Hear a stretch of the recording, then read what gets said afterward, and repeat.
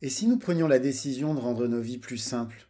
Si nous commencions à prendre du plaisir en faisant beaucoup plus, mais avec moins de ressources? Si retourner à l'essentiel devenait pour chacun d'entre nous un objectif? Je m'appelle Lionel Clément et depuis une dizaine d'années, j'ai décidé de mener une vie plus simple, plus en adéquation avec mes valeurs. Durant ces 10 années, j'ai travaillé à mener une vie plus frugale et j'ai découvert que c'était absolument pas une vie triste, ennuyeuse et pleine de frustration. J'ai découvert dans la frugalité une forme d'abondance qui aujourd'hui me rend pleinement heureux, même si je suis encore loin, très loin d'être arrivé.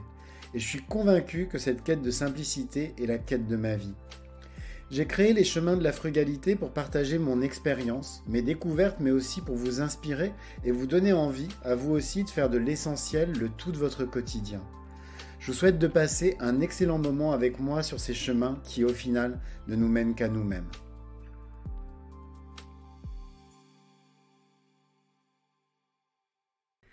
Quand on parle d'alimentation et de nos modes de consommation en général, on parle généralement de ses impacts sur le réchauffement climatique. Et ça, c'est tout à fait normal. Nos modes d'alimentation, tels qu'ils nous sont proposés par l'industrie agroalimentaire, sont en effet responsables d'une part très importante des émissions de gaz à effet de serre. Mais au-delà de ce premier impact, il y en a un deuxième et tout aussi terrible. C'est celui sur la biodiversité. Pour définir simplement ce qu'est la biodiversité, en fait, il s'agit de la variété et de la diversité des modes de vie sur Terre. Et ça pris sous trois aspects. La diversité génétique au sein des espèces, la diversité des espèces elles-mêmes, et enfin, la diversité des écosystèmes dans lesquels ces espèces vivent.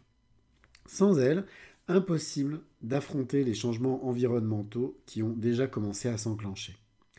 Dans cet épisode, je voudrais mettre en évidence certains impacts de nos choix alimentaires sur la biodiversité, sachant qu'il est impossible d'être exhaustif tant les équilibres qui régissent cette biodiversité sont complexes. Néanmoins, vous devez garder une chose à l'esprit. On est responsable par nos choix alimentaires de ces impacts et on peut, en effectuant d'autres choix, contribuer à amorcer des changements très profonds. Quels sont donc les impacts de notre alimentation sur la biodiversité? Le tout premier, c'est la déforestation. Et ça, c'est pas un impact nouveau, loin de là. Mais force est de constater que cet impact ne s'est pas du tout minimisé, bien au contraire. Pour ceux qui s'en rappellent, j'avais déjà été profondément marqué, j'étais tout petit, en 1985, par le film de John Boorman, La forêt d'émeraude, qui parlait justement de l'impact de la déforestation en Amazonie sur les populations indigènes et sur leur culture. Nous détruisons tous les jours des écosystèmes très précieux pour produire en masse des aliments comme par exemple du soja, on va planter aussi des palmiers à huile qui produisent la fameuse huile de palme, ou encore pour simplement élever du bétail. En faisant ça, on détruit les habitats de nombreuses espèces et on impacte de manière fortement négative la vie des générations futures. Deuxièmement, il y a la fragmentation des habitats. Alors la création de terres agricoles, elle a une conséquence. C'est justement la fragmentation des habitats naturels pour de nombreuses espèces.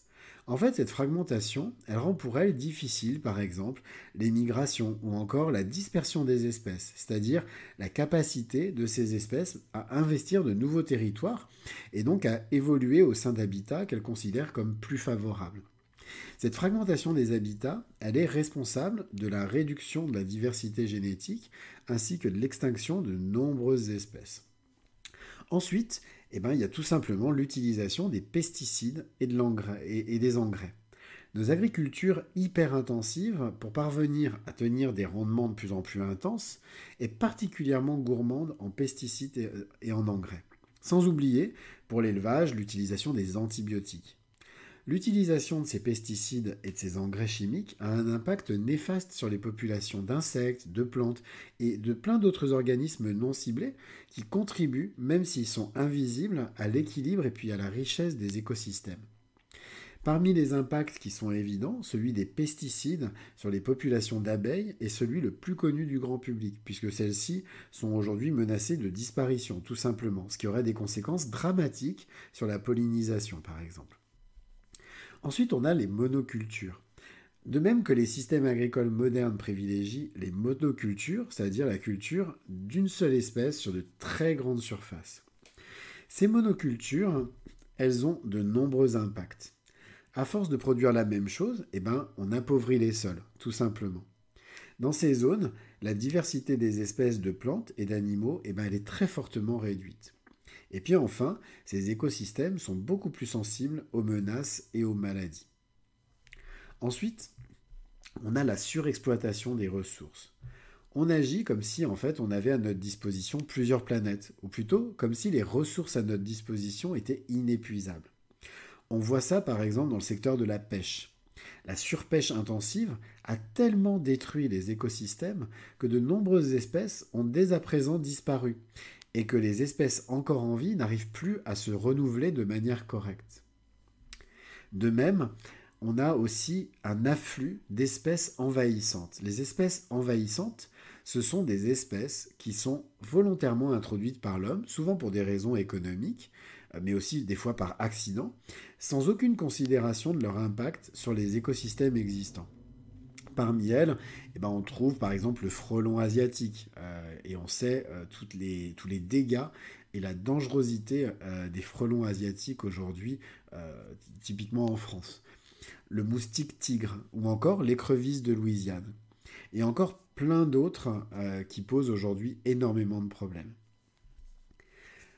Enfin, on a l'utilisation de l'eau, tout simplement. Au moment où j'écris ces lignes, selon le GIEC, près d'un tiers de la population mondiale souffre de difficultés d'accès à l'eau, au moins une partie de l'année. Et c'est pas à l'autre bout du monde que ça se passe. Dans le Var, par exemple, les pluies ont été si faibles ces derniers mois que les nappes phréatiques sont à sec, ce qui pose des problèmes d'accès à l'eau dans de nombreuses communes. Pendant ce temps-là, l'agriculture intensive et l'élevage consomment des quantités astronomiques d'eau, la plupart du temps en dépit du bon sens. Par exemple, il faut savoir qu'il faut 50 litres d'eau pour produire un seul kilo de viande bovine. Alors comment est-ce qu'on peut parvenir à réduire ces impacts ? Pour commencer, il faut promouvoir des modes d'agriculture durables. Aujourd'hui, on sait produire autrement. L'agriculture intensive, c'est donc pas une fatalité. On sait comment faire. De même, on peut privilégier les aliments locaux et de saison et réduire, voire supprimer, la part des aliments d'origine animale dans notre alimentation. Enfin, et je crois que c'est le plus important, on doit vraiment rompre définitivement avec l'idée qui avait été exprimée par le philosophe Descartes que nous serions comme maîtres et possesseurs de la nature. En gros, on possède rien et on est maître de rien. On ne fait en ce moment que scier la branche sur laquelle on se trouve, au risque de tout perdre, y compris nous-mêmes. Cet épisode des chemins de la frugalité est maintenant terminé. Alors comme d'habitude, je vous invite, si vous aimez mon podcast, à vous y abonner et pourquoi pas à lui mettre 5 étoiles sur votre plateforme de podcast préférée.